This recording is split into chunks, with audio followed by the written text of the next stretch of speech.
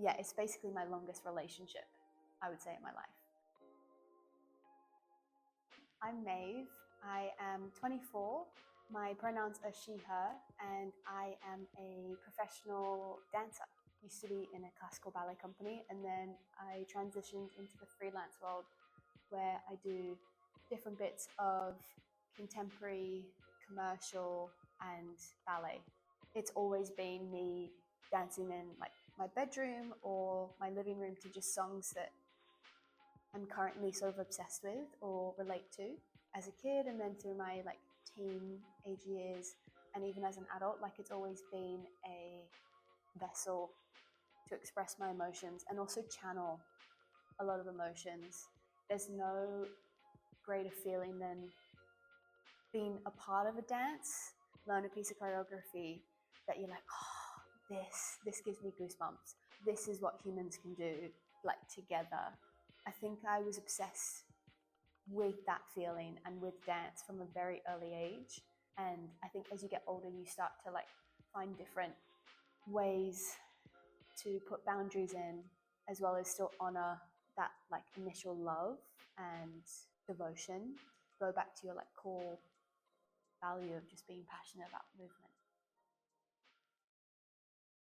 Contemporary sort of brought in a way to just sort of like smash it down and just start again. Because I was classically trained, you can see it in how I sort of hold myself and how I go into movement. I always will bring it back to like the neoclassical dancer in me. I love neoclassical work and I love performing neoclassical work. I think that's very much like my own style of dance. I bring a lot of like feeling into my movement and just expression, whether it's choreography that I've been taught or whether it's movement that I'm creating, there's always some sort of story. There's a lot of play and just sort of like trying to like put my body in different positions and like work a way to get out of it. It brings that sort of exploration into an art form and also a discipline. When I'm moving about in a contemporary way or an improvisation, it's always coming from a different idea and always trying to generate something new that I didn't know my body could necessarily do, or an emotion that I could necessarily convey. Yeah. It doesn't matter what people think because everybody's going to think differently anyway. I would bring it back to like COVID. I was making videos in my room. I was sort of going through a lot of like challenging feelings. And I remember a dance teacher was like, "Are you okay? You don't like, it seems quite intense." And I was like, "Oh, yeah, no, I'm fine." And I wasn't. I think it was a real moment of like, wow, dance can't hide what I'm actually feeling. When I sort of started to go into more contemporary spaces, I remember just meeting a lot of different influential people who really tried to break down the disciplined and perfectionist attitude that I had towards dance and movement. I was constantly trying to get it right and to like please people. And I think as soon as I met these people and they were like, you don't need to like please anyone. You can just move how you want to. There's no wrong, there's no right, there's just different ways of moving. That was a real moment of like, oh my God, I'm free. I've been working on a project that is around childhood that has really questioned my creative practice and just lightened everything. I'm like, oh, actually I can just play and like incorporate games in order to generate movement. It doesn't have to be so serious all the time. I'm just gonna have fun and play, and I want to do something a little bit more serious and like technical. I will do that. I think I've become more in tune with how I feel in the moment and honoring what I want in the moment rather than trying to be like, I'm this really serious artist. I made a promise to myself that I would expand and learn as much as I could and try everything. That's where I'm at the moment. I draw inspiration from like a lot of things. I think music, like film, and also just photography. and painting. Honestly, like any other art forms and imagery that I see, I'm like, oh, I can incorporate that. Say if I see like a photo, I'm basically making like a longer version of it and bring a 3D element to a 2D image.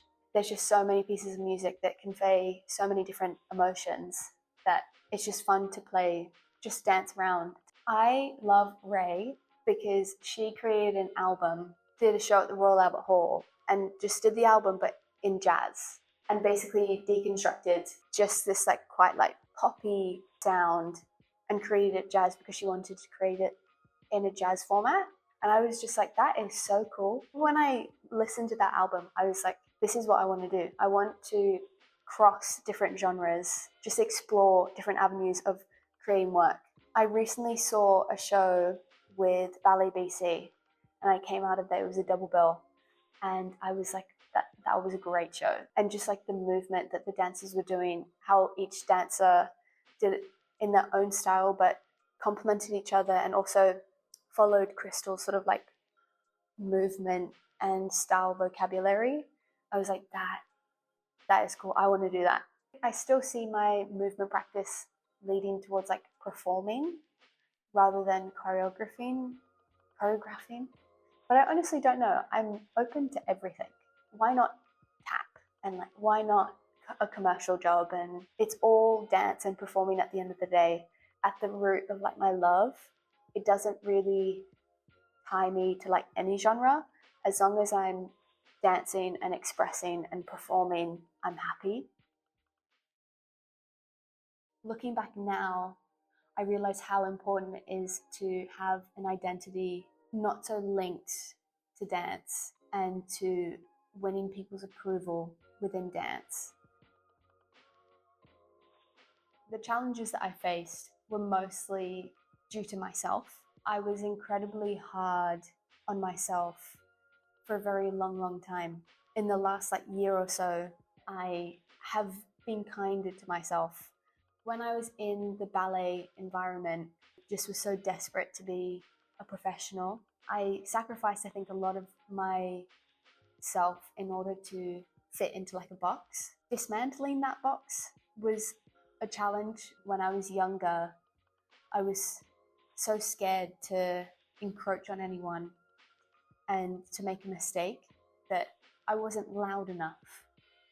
I didn't express myself enough because I was so scared of what people would think. Don't be afraid to take up space.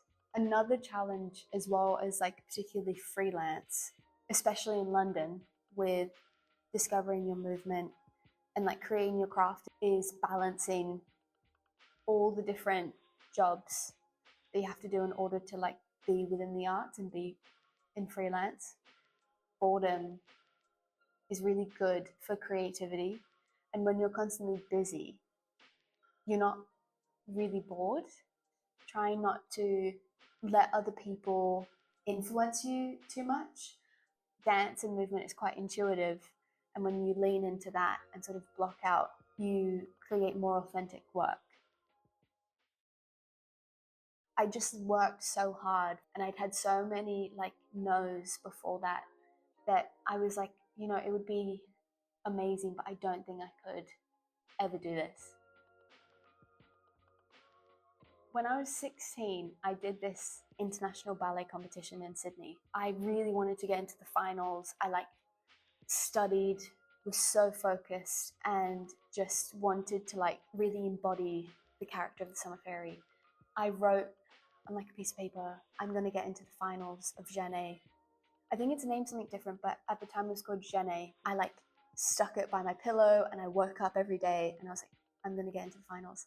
And I remember thinking like, I wish I could win gold. That would be amazing, but like that's completely out of my range. That's in my wildest dreams. I went into the competition. I had the most amazing time.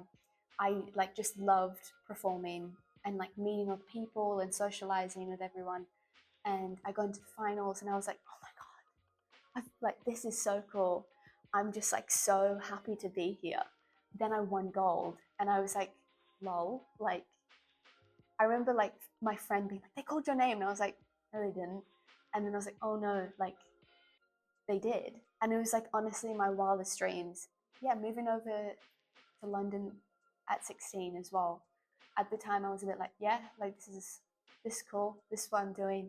But I think it's only now that I'm 24 that I realize how young I actually was, moving away from home and going into a full-time ballet school. Yeah, I'm quite proud of 16-year-old Maeve.